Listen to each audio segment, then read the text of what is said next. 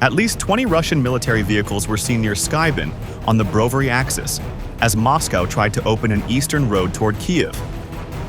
Imagine this: a Russian armored column moves along the M01 highway, with tanks, armored vehicles, and support trucks pushing toward the outer gate of the Ukrainian capital. To the crews inside, the road may look like a direct path forward. But from above, from the ground, and from nearby villages, that same route could already be turning into a watched battlefield. This was not just another convoy passing through a dangerous area. It was part of Russia's early attempt to pressure Kyiv with speed, armor, and mass. Yet that strength carried a hidden risk.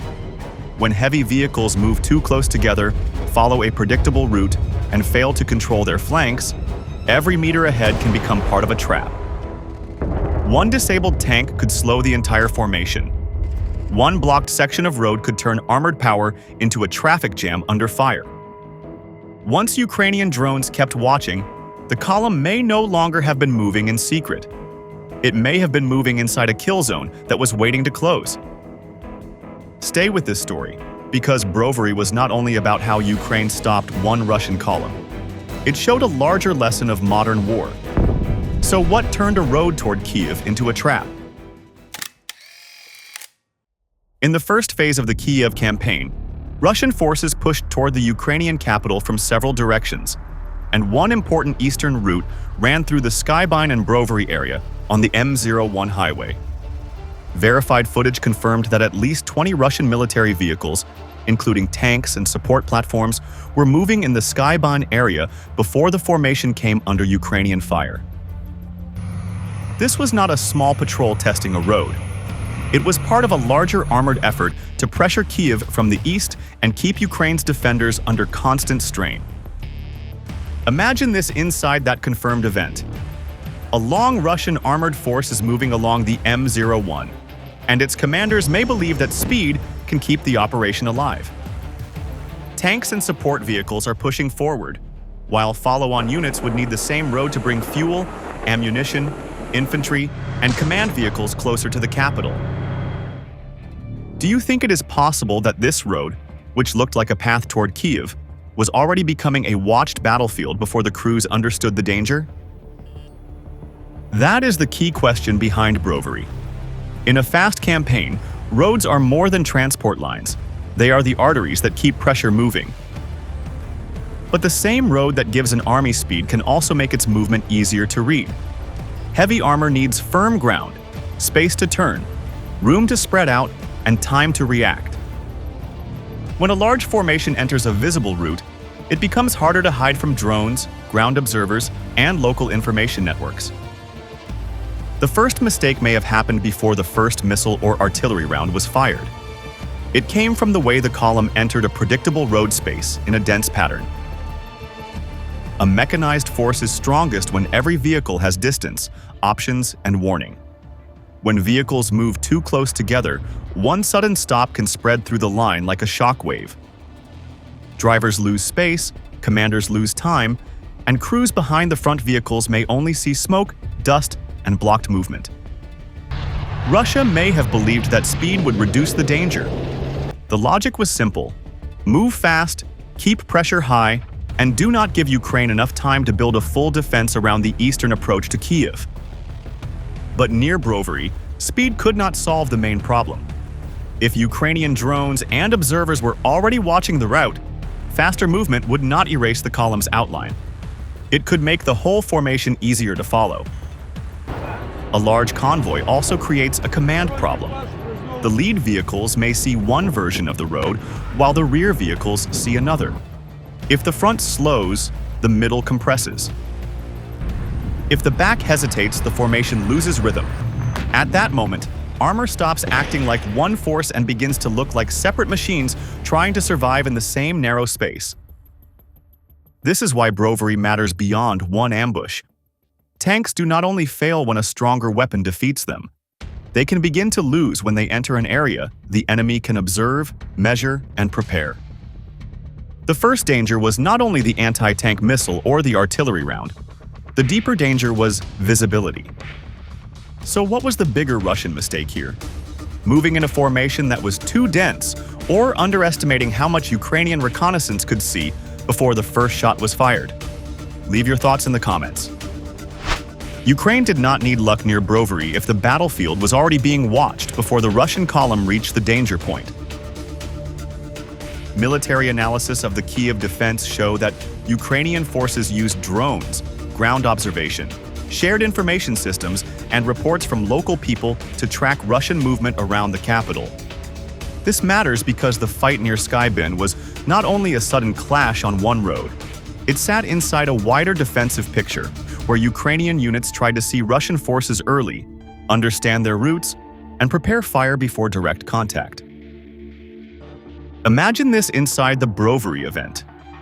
A Russian armored column moves toward the eastern approach to Kyiv, but Ukrainian eyes are not fixed on only one point. A drone could be watching the road from above. Ground observers could be checking movement from nearby positions. Local information could help confirm when vehicles pass through certain areas. Do you think it is possible that the column was already being followed before the first shot was fired? That possibility changes the meaning of the ambush. It means the road was not just a place where Ukraine reacted. It could have been a space where several layers of defense were already waiting. In this kind of battlefield, the first layer is not a missile team. It is information. Without the picture from above and reports from the ground, even the best weapon may fire too early, too late, or at the wrong target. A layered ambush works like a system. The drone gives the wide view, while observers help confirm the direction of travel. Anti-tank teams wait for a clean angle, because a rushed shot can waste the moment and alert the formation. Artillery crews prepare for the place where vehicles may slow down or compress. Small infantry groups can watch side routes, tree lines, and possible escape paths. Each layer has a different job, but the goal is the same: make the moving column enter a space where its choices become fewer. The important point is that Ukraine did not need to destroy every vehicle in the opening strike. That is not how a strong ambush usually works. The first goal would be to break movement, create confusion, and force the column to stop or change direction under pressure. Once that happens, the formation becomes easier to read. Vehicles that were moving with purpose begin to hesitate.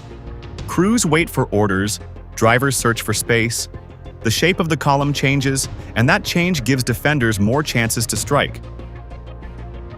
This is where patience becomes part of the weapon. If Ukraine had already been watching the route, then the key moment was not only the moment of detection, it was the decision to wait. Fire too soon, and the column may scatter before entering the most dangerous area. Wait too long, and the chance may pass. The balance is difficult, but that is why observation matters. A drone does not only show where the enemy is, it helps decide when the enemy has reached the worst possible place. Imagine this final moment before the trap closes. A Ukrainian drone could have held the wider image while anti-tank teams watched for the front and rear vehicles. Artillery could be ready to strike once the formation slowed. Infantry could watch the road edges, not to fight tanks head-on, but to control the spaces where crews or vehicles might try to escape. These details should not be treated as exact seconds on a clock. They show the battlefield logic behind the event. A good ambush does not begin with the explosion. It begins when the attacker still believes the road ahead is open. The most dangerous moment for the Russian column may have come when the road stopped being a route and became a closed space. Some footage showed Russian vehicles under Ukrainian fire, with the formation thrown into disorder and later pulling back. Military analysis later described a key tactical move. Ukrainian anti-tank teams targeted the front and rear of the column. That detail matters because the purpose was not only to destroy one tank, it was to break the movement of the whole formation. Imagine what that would mean inside the column. The lead vehicle is not just the first machine on the road. It sets the pace, chooses the line of movement, and gives every vehicle behind it a signal that the route is still usable. If that vehicle is hit, the column loses more than armor. It loses direction. The crews behind it suddenly face a road that may be blocked by smoke, debris, fire, or a stopped tank. The rear vehicle has a different value. It protects the exit. If that part of the column is struck or threatened, the vehicles in the middle can no longer trust the way back. This is where a moving force begins to feel trapped. The front is uncertain, the rear is unsafe, the center is crowded with heavy vehicles that cannot turn like small cars and cannot disappear from a drone view. This is why hitting the first and last vehicles can be more important than hitting random targets. A tank column is not just a group of separate machines, it is a moving system. Each vehicle depends on the spacing, speed, and reaction of the others. Once the front slows and the back comes under pressure, the middle begins to compress. Drivers hesitate. Commanders need time to understand what has happened. Crews may receive different information from different parts of the road. Imagine this confusion building in only a short time. One crew might try to move around the disabled vehicle. Another might stop to avoid driving into fire. A third might reverse without knowing what is happening behind it. From the air, those separate decisions would create a visible pattern. The column would no longer look like a clean advance. It would look like a heavy formation losing rhythm in a narrow space. This is where modern reconnaissance changes the meaning of a traffic jam. On a normal road, a stopped line is only delayed. On a battlefield watched by drones, a stopped column becomes a target that stays in place long enough to be studied. Artillery crews can receive clearer positions. Anti-tank teams can wait for better angles. Ukrainian commanders can see which vehicles still have movement and which ones are trapped by the shape of the road.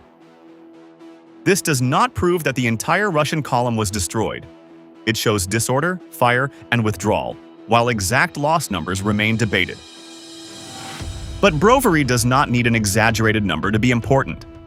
Its lesson is found in the loss of tempo. A force built to move fast was forced to react slowly. That is the deeper problem for armor under observation. A tank is powerful when it can move, choose ground, support other vehicles, and keep pressure on the enemy. But when it is stuck in a crowded line, unsure whether the front or rear is open, its strength begins to shrink. The gun is still there, the armor is still there, the confidence is not. If you were commanding that column, would you push forward, reverse, or leave the road? Each answer sounds possible, and each one could lead into another trap. Once the Russian column lost rhythm, Ukrainian artillery turned confusion into a command crisis. The deeper lesson sits behind the explosions. Artillery was not only a tool for destroying metal, it was a way to attack the decision-making inside the column. When fire lands near a moving formation, the first effect is physical. Vehicles can be damaged, tracks can be broken, tires can be torn apart, and crews can be wounded or killed. But the second effect is often just as important. Smoke covers the road, dust rises from the ground, and fragments cut across open spaces. Drivers lose clear sight of the vehicle ahead. Gunners struggle to locate the source of danger. Commanders have to understand several threats at once, while the formation is already slowing. The third layer is command pressure. Each crew may experience the attack differently. One vehicle may see fire ahead, another may hear impacts behind. A third may receive unclear radio traffic or no useful order at all. Under that stress, the column no longer reacts as one body. It becomes a set of separate crews trying to make fast choices with incomplete information. This is where terrain begins to shape the battle. The road through the Skybyne and Brovery area was not just a line on a map. It was connected to fields, village edges, curves, tree lines, and soft ground. Each feature could change what a Russian crew believed was possible. Staying on the asphalt meant remaining inside the visible route. Leaving it could mean entering mud, uneven soil, or another area already watched by Ukrainian forces. Imagine this possibility inside the chaos. A T-72B3 could try to escape the pressure by leaving the road and pushing into a field. That move would make sense from inside the tank. If the road is under fire, open ground may look like the only way out. But around Kyiv in early spring, heavy armor could face a different enemy beneath its tracks. Wet soil can slow a tank, pull it offline, and turn engine power into digging instead of movement. If a vehicle like that stopped in the field, its role would change immediately. It would no longer be part of a moving armored push. It would become a fixed target inside a watched space. A tank that cannot move still has armor and a gun, but it loses the freedom that makes those things useful. Under drone observation, even a short pause could give defenders time to pass coordinates, adjust fire, or wait for a cleaner strike. That is why Brovery was not only about weapons. It was about the relationship between fire and ground. The road helped Russia move quickly, but it also guided the column into a narrow pattern. The fields offered a possible exit, but they could punish heavy vehicles. The village edges and curves limited sight. The same landscape that seemed ordinary on a map became part of the Ukrainian defense. Russia wanted mass to overwhelm the defenders. Near Brovary, mass made the column harder to turn, harder to spread out, and harder to save once fire began landing around it. A small unit might scatter faster. A heavy formation needs space, order, and time. Ukraine attacked all three.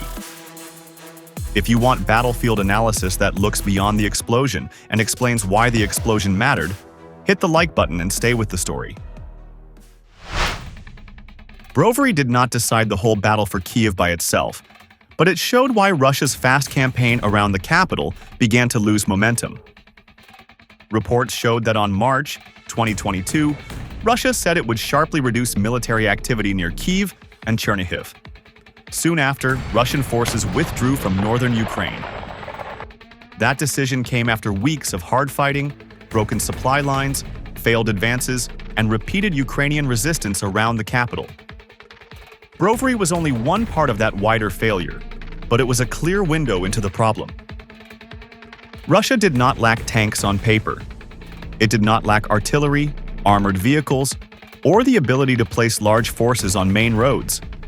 The deeper weakness was how those forces were used under pressure. A modern army cannot rely only on steel, engines, and mass when the enemy can see movement early, share information quickly, and strike the point where the formation is most exposed.